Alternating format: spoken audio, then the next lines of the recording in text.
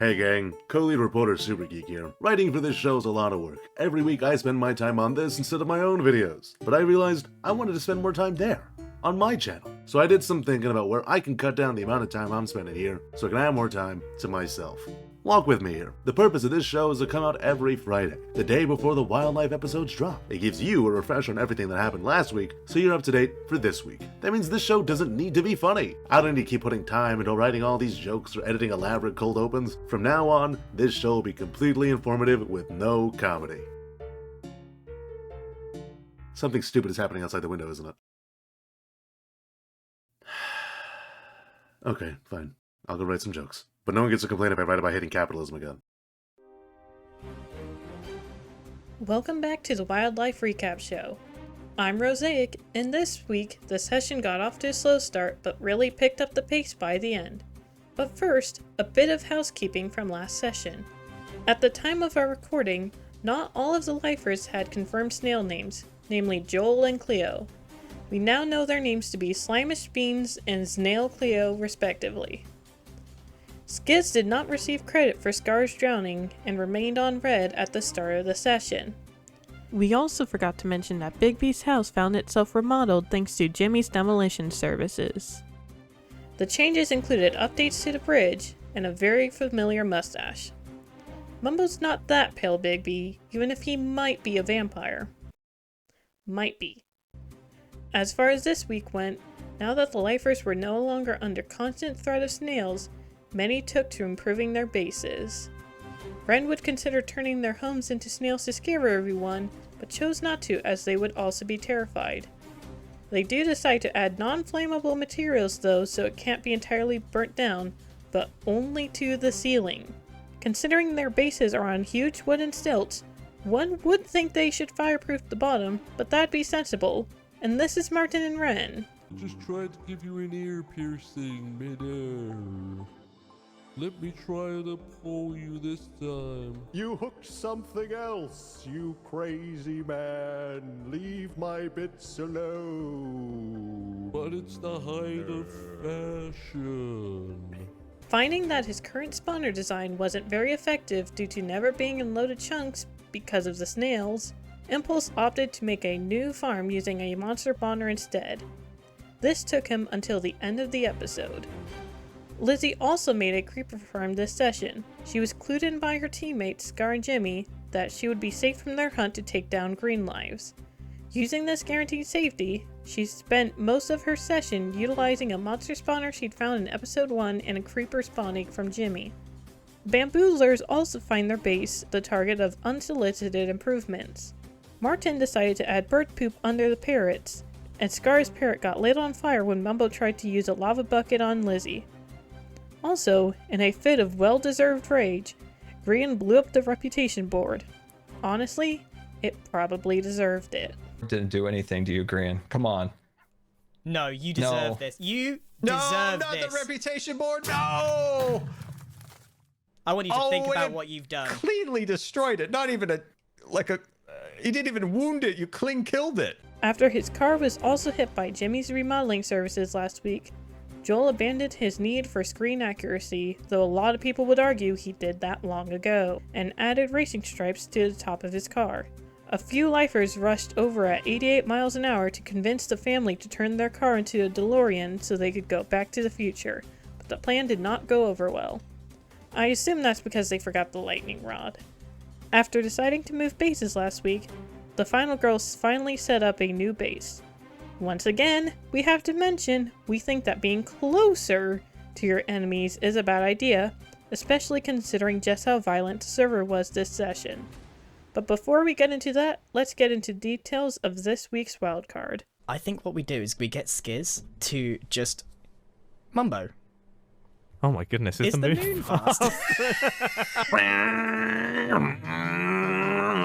Whoa, whoa. Had to stop my car, almost hit you there. You know, with my Dodge Charger, my antique, vintage Dodge Charger. Yeah, my 1970 Dodge Charger RT with this really cool motion. Sorry, let me just park this real quick, super casually. Let me just put this in the park. Yeah, oh man, it's just a lot of hard work to have such a cool car like this. Oh yeah, my 1970 Dodge Charger. It was about time that we got this week's gimmick as the wild card. That is to say, this week's wild card was about time. The session started with a very dramatic reveal. Rain started to pour down right before the wild card activated, and once it did, all of the water droplets stopped midair. This was a great visual, but also... Since when does it rain? You see, when I said dramatic reveal, I meant dramatic as in a performance, because Grian planned this out like a theater kid. Minecraft's weather cycle is turned off in the live series, making it very surprising that the rain started to pour right before the activation. After time froze, something even more suspicious happened. The rain disappeared very soon after, implying that the wildcard was coded specifically to have the rain start and end just for the reveal. Grian might just be a supervillain with the way he cares so much about presentation. The frozen time began to melt, with the lifers being allowed to move again, albeit slowly. Everyone began to enjoy the fun and splendor afforded by moving around at such a slow tick rate, playfully speaking in long, drawn-out syllables, jumping around to pretend they were on the moon, or in Ren's case, being a nerd and mentioning the rain scene from the third Matrix movie. Speaking of the Matrix, Skiz narrowly dodged Grian and Mumbo, both trying to shoot him, truly fulfilling the name Bullet Time. I'm going to shoot Skiz. So am I.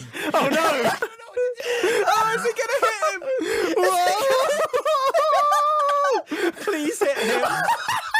That is the best dodge I've ever seen! After Skiz landed, the Spanners once again found half of the server congregating at the bottom of Cherry Mountain. This time, though, they were in an all-out slow-motion brawl. What originally started out as a small prank with creepers being spawned and cobwebs being placed led to Scar chasing Etho into a ditch and killing him. He figures that someone named Scar would kill a family member at the edge of a pit. Many of the players caught on to the fact that much like the Fitness Grand Pacer test, the session started slowly but gets faster each minute after they hear the signal, and as such would get progressively more difficult as it continued. This was detrimental to Lizzie and her plans to make a creeper farm this episode. The dig was torturously slow, but she managed to complete it, albeit taking up most of her session. All this time that Lizzie spent away left Joel feeling awfully lonely. Ever the romantic, he said he wanted to run to her in slow motion, recreating a classic rom-com movie trope, but couldn't find her anywhere. On his quest to find his wife, Joel came across Mumbo, who had just come back from killing Scott. Joel despises Scott when it comes to the live series, so he quickly congratulated Mumbo before going on his way. Did you kill Scott, Mumbo? I did. Yeah, I did. I'm so proud of you. Well done. Have an ender pearl as a treat for a well done.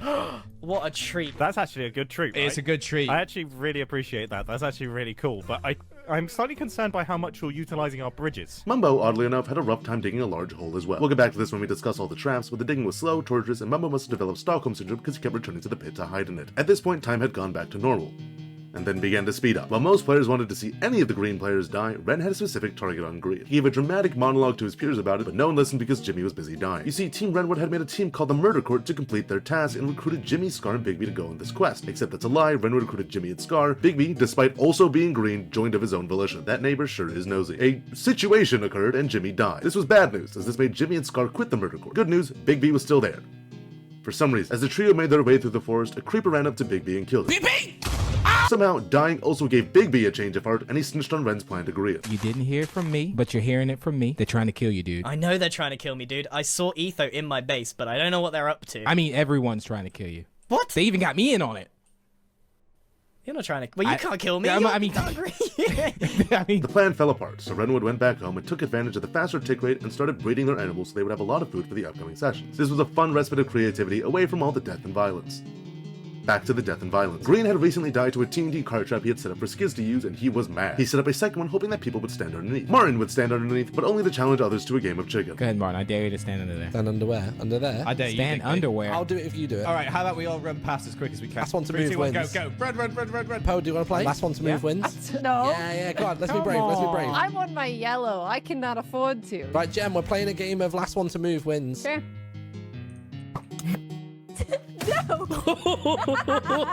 I didn't realize it was going to come down so fast. That is dangerous. I thought it might do, which is why I ended up out. I didn't think I'd have enough time. Oh my gosh. Alright, so for this next part, I'm just gonna spiral and you're gonna have to work with me here. Joel mentioned that due to the quicken tick rate, placing lava on someone would be incredibly deadly. Mumbo intended to take advantage of this knowledge to get off of his yellow life and stuck on top of the family car to pour lava on top of Gem. Unfortunately for Mumbo, the block he placed the lava on was a bottom slab, setting himself ablaze. He jumped off of the roof of the car because that stops people from being on fire. He then tried and failed to set Gem on fire too, which inspired Mumbo to successfully set Gem on fire, which Gem responded to by smacking the lava with her sword. That attempt doesn't kill Gem either, so Mumbo chases her down.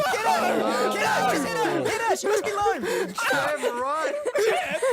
Seven!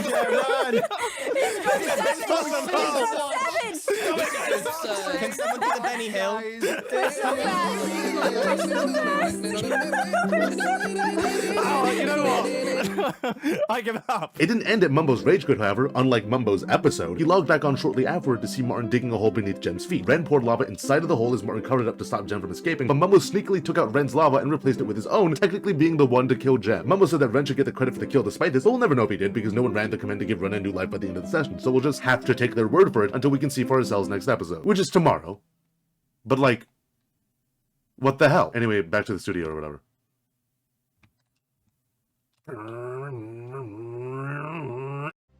This week saw a lot of alliances get shaken up. At the Bamboozler's base, they have a kill list of enemies. Or, that is to say, Scar has a kill list of enemies.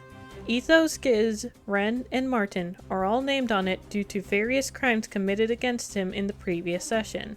Jimmy tried to get Ren off the list due to his friendship with the dog, but he wasn't able to get his name marked off. Scar does add an asterisk to Ren's name though, to show he's not fully a target. This list got discovered by Team Renwood later. They were told by a misinformed Gem that the kill list was Jimmy's, wavering Renwood's trust in the man. Scar and Jimmy found themselves on a different kill list, Grian's. As both players were the direct cause of Grian's deaths this week, Grian swore that he would make sure those two die in the coming weeks. While he still can't take direct action as a Lime Life, he'll do everything in his power to make sure they're out first.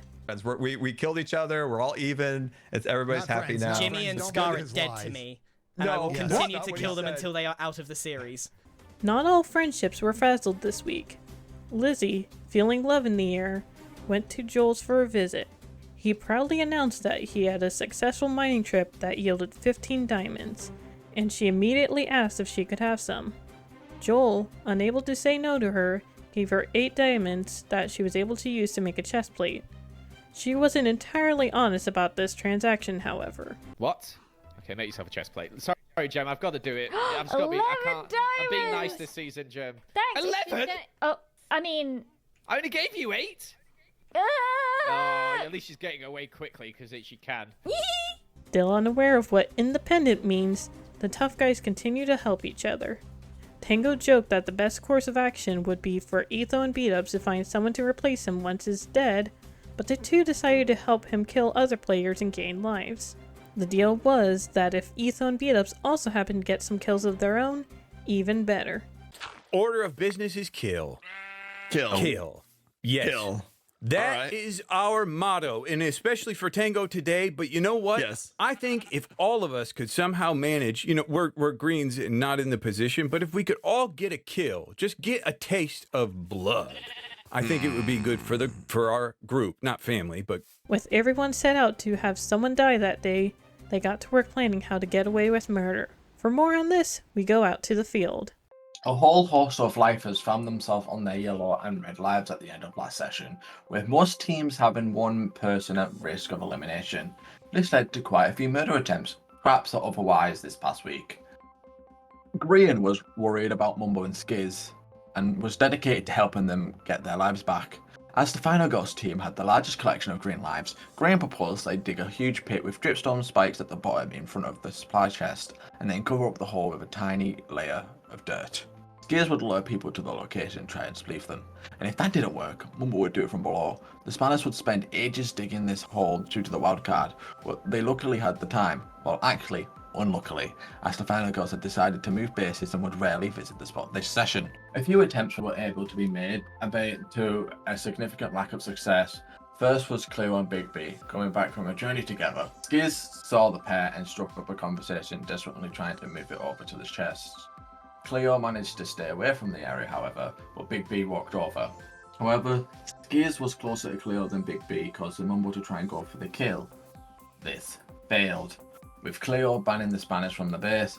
However, Mumbo was desperate for the trap to work, pleading to make a deal, which Big B considered.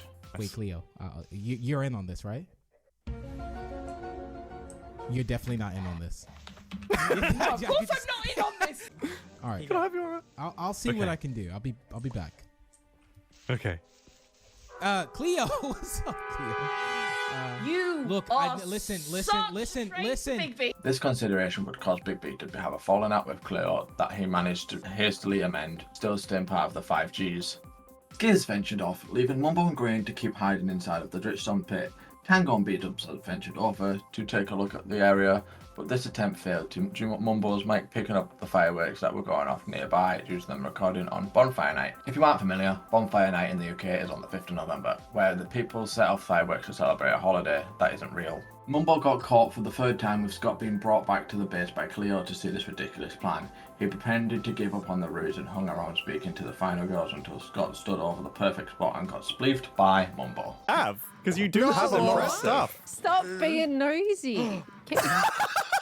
What? Wait, what happened? Seeing the success, Mumbo would return to the pit to try and kill more people, while also getting repeatedly scolded by Scott to leave. The Spanners also spend much of the episodes removing torches from everybody's bases. This would drop the light levels low and allow hostile mobs to spawn and potentially kill the other teams. Grian told the other two that whatever deaths occur from mobs because of this would count as kills for them. That doesn't sound correct, but he's the boss, so that's the rule now. In yet another effort to keep his teammates alive, Grian set up high-speed TNT minecart traps for Skiz to set off. He shared the knowledge of this trap with the bamboozlers in good faith, and also because it was built on Cherry Mountain, making it very difficult for them not to know about it. While Grian and Mumbo went to the bomb to tell Skiz where the TNT minecart would land, Jimmy triggered the trap and killed both of them. Up! I know what they're doing. At least whisper it to me. Uh-oh. What happened? Yes! Yes! Yes, baby! Wow! The danger zone! The danger zone! I have my shield up! Grian obviously swore vengeance on Scar and Jimmy, but that would have to wait as he tried to make one final attempt to save Skiz. At this point in the episode, the speed was breakneck. If he was to drop a TNT minecart off the bridge, it would hit the ground almost instantly, killing anybody below. As he measured how long the bridge would be, Scar decided to be a little mischievous. Martin had given Scar the idea to try and hook Grian with a fishing rod at the bottom of the mountain, but by the time Scar had made it to the top, Grian was too far from the rod's reach. Giving up on that plan, Scar resigned to shooting Grian with a bow. Grian was flung off the bridge, desperately cycling through a shot bar to land safely. He successfully placed a rail, not a water bucket, so he died. It was so cool though. Wait, what?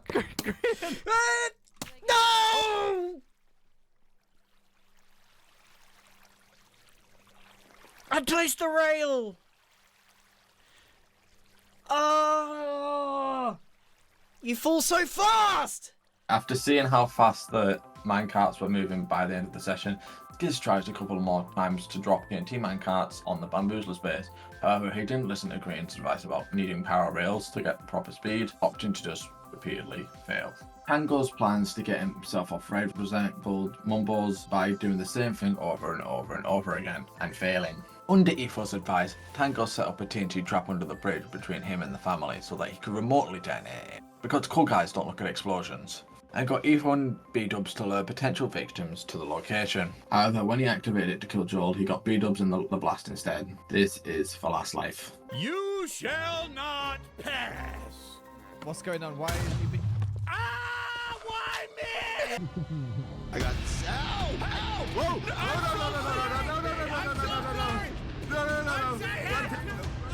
He would not learn from his mistakes and failed to kill Lizzie as she passed by as well. Lizzie, in fact, was on her way to their bait as well, as Joel and her missed each other for most of the session. Joel had given his wife 8 diamonds early as a treat in hopes of getting her teammate Jimmy some more lives. She decided she could go back and pretend to ask for more diamonds while Jimmy snuggled behind Joel. As Lizzie haggled with her husband, Jimmy trapped him in cobwebs and placed 2 creeper eggs, killing Joel and gaining Jimmy alive. Jimmy was in need of a life, however, because of a failed kill of earlier. He and Scar had placed a trap in the back of Big B's base under a very inconspicuous chest. If the chest was to be opened, TNT would go off, revealing a pitfall of dripstone spikes, hopefully impaling the victim. As the murder court convened inside of Big B's off-model skull, Martin noticed the completely normal chest and opened it. He heard the TNT ignite and quickly backed away, seeing the explosion but not seeing the dripstone. Jimmy quickly tried to cover up so that no one would notice the dripstone, but Scar tried to mine the floor away to kill Martin, saying spleef under his breath. Scar finally relents as Martin was too far away from the pit to work, but Jimmy relaxed. He began to try and convince Big B to come up to the incredibly inconspicuous chest, but didn't get to for very long. Martin thought that Scar was joking around when he chanted spleef and followed instructions, sending Jimmy to the bottom. Despite the failed trap, Jimmy had the most kills this season so far, only needing one more to double his overall kills for the entire series. That's all for the traps of this week. We sure hope that they get more successful over the coming sessions, but becoming more unsuccessful would be great too. Tango dying to disarming his own trap in Last Life was pretty great. Back to you, Rosaic. That's all for this week. Here is the list of everyone's current lives. Overall, there were 10 deaths.